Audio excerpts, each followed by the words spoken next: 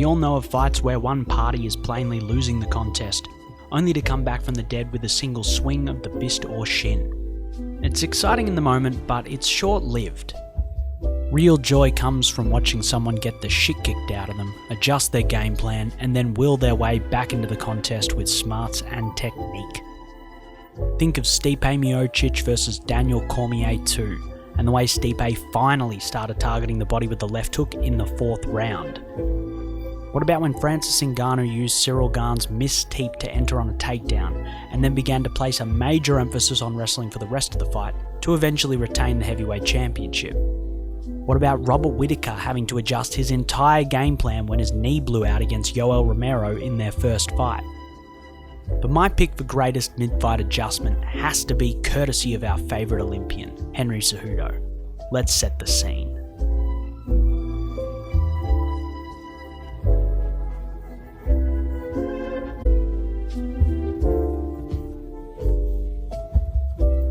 Cejudo had his initial title hopes dashed when he got butchered in the clinch by Demetrius Johnson back at UFC 197. Despite his undefeated record and Olympic wrestling pedigree, he couldn't deal with Mighty Mouse's strength and knees from both the single and double collar ties, as well as Cejudo's own personal favourite position, the over-under.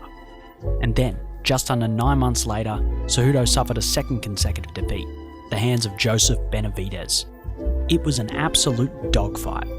Both competitors ran at each other with their heads facing down, throwing wild hooks for 15 straight minutes, and occasionally headbutting one another, whilst blaming the other competitor. After 2 successive losses, something had to give, and Cejudo went back to the drawing board. He came back in September 2017 versus former title contender Wilson Hayes, but his style bared little resemblance to what we had seen against Benavidez. Look at his elongated stance and the way he's using straight rights to the body and head. He constantly moved to the inside angle versus the southpaw Hayes, specifically to counter-offer Wilson's entries with shots up the middle and kicks and knees to the body. Sometimes, he just moved to the inside to circle off against Hayes, indicating a newfound patience from Cejudo. He was framing on the head and shoulders when Hayes was trying to break down the distance so he could dictate the range that the fight was being fought at. When he cracked Hayes with this gorgeous straight right early in the second, it had become abundantly apparent that Cejudo had made some major alterations to his game during his time off. Gone were the wild overhand leads, now replaced with thoughtful boxing entries. The same Cejudo showed up and showed out versus Sergio Pettis in December of that same year. The long stance returned, this time paired with a greater emphasis on wrestling. Now this guy could take it all the way. This Cejudo had the capacity to beat one of the greatest fighters of all time. And that's exactly what he did. After a 5-round war in his rematch with Demetrius Johnson, Cejudo was able to wrest the title away from the long-reigning champion, despite struggling early on with the calf kick. And then, less than 6 months later, he went on to defend against UFC Bantamweight Champion TJ Dillashaw, who made the catastrophic decision to drop down a weight class to challenge Cejudo for his belt. Cejudo was now on one of the best 4-fight runs in recent UFC history. He had beaten 2 of the greatest lower-weight fighters to have ever lived, back to back, and in the case of the second opponent, he had made it look easy. Now, it was time to go all in, double down, and cash the big money check. He wanted a second belt.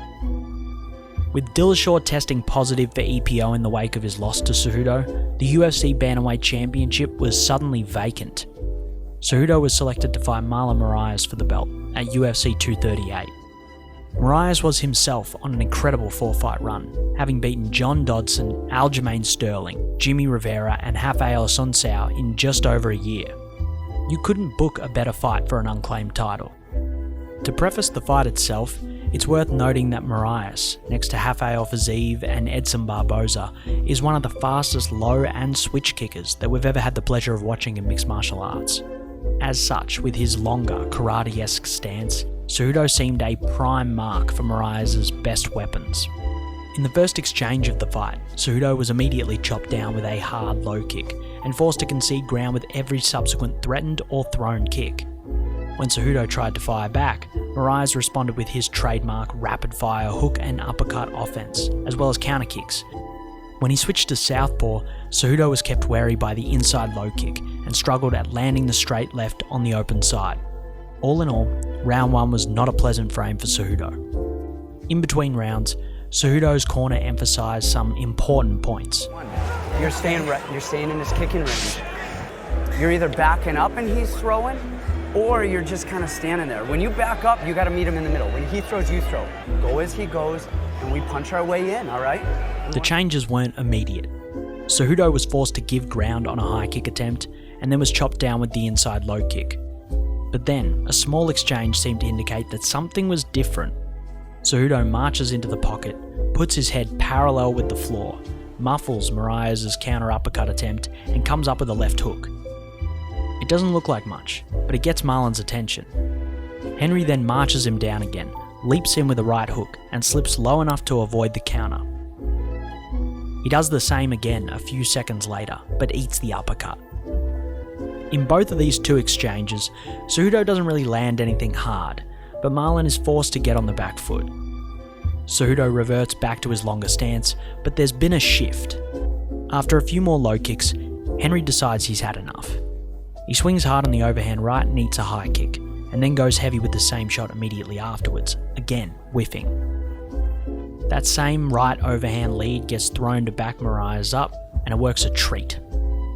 He cracks Marlon with this straight right, and lands on the follow-up. It's at this point that what his coach advised starts to manifest. The overhand right and the straight right leads are the key, as they force Marlon to engage in the counter game and prevent him from consistently planting his feet to kick. And then there's a clinch. Cejudo lands the rear hand uppercut and just misses a knee from the double collar ties before eating a beautiful high kick return from Moraes. His granite chin holds strong and he re-enters with the right straight immediately afterwards. Even though he just took a bomb of a high kick, the blueprint is now clear. Use the rights to keep Marlon's feet busy, and if Marlon rolls underneath, grab the double collar tie and mash his chin and body with knees. All of a sudden, Moraes' kicking game has been effectively stifled, and he can't rest in close because of Cejudo's work in the clinch. He takes some good licks for his troubles, but at the end of the second, it's obvious to all that Henry Cejudo has pulled the momentum back from his opponent. Cejudo started the third round where he left off, with the right hand being employed to great effect. Cejudo starts to flirt with some usage of the old George Foreman mummy guard, at first just to occupy the lead hand before launching the right, and then later to enter the clinch and continue his offense with the knees. He also stops moving backwards when Moraes falls forward with shots, now secure in his advantage within the upper body clinch. Here's where the body and head shots start to pay dividends and open up the rest of Cejudo's game. He takes the front headlock in the middle of the third, and Moraes is now so concerned with the knees that he frames on the legs to prevent more strikes, instead of fighting the hands or trying to scramble out of the position. Cejudo then drops back and rolls for the anaconda choke. He doesn't get the submission, but that doesn't change the fact that he had now shifted the fight to the ground, and the Olympic gold medalist had Moraes in a front headlock, right where he wanted him. He moves to take the back, and whilst Moraes secures an underhook, Cejudo gets his right leg behind Marlon, and with the cage directly behind them, Moraes had no room to turn back into Cejudo. The underhook inadvertently traps him when Cejudo presses forward, and then Henry launches this battering ram of a knee directly to the midsection. Cejudo is now pushing into Moraes, who is seated against the cage and has nowhere to go except backwards. Cejudo threatens to pick the foot and then moves into full guard, where the end becomes nigh. Cejudo opens the guard, stands over the top of Marlon and starts throwing, forcing Marlon to close the distance, directly into half guard. Cejudo throws everything he has, until finally, Marc Goddard steps in to crown Henry Cejudo the UFC Bantamweight Champion.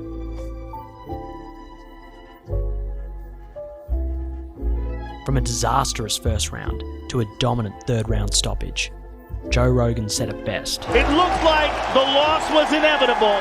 Henry turns it around completely in the second round and then stops Moraes. This title-winning victory represents in some ways a full circle moment for Cejudo. Go back to his fight versus Joseph Benavidez and watch the way he launches into the pocket with right hands and his head forward. This, in tandem with his A-grade wrestling, is what got him to the dance. But to take things to the next level, he found success using a style that prioritized patience and technical outfighting, and it elevated him to a world champion. And then, to secure the crown jewel and deliver on his magnum opus, he made the adjustment back to the style that had led him to his first title fight 3 years prior. From a wild wrestle boxer, to an incredible distance striker with impeccable takedown entries, to a staunch brawler who muscles his way into the clinch and batters his man on the inside. On that night, and forevermore, Henry Cejudo became the king of adaptation.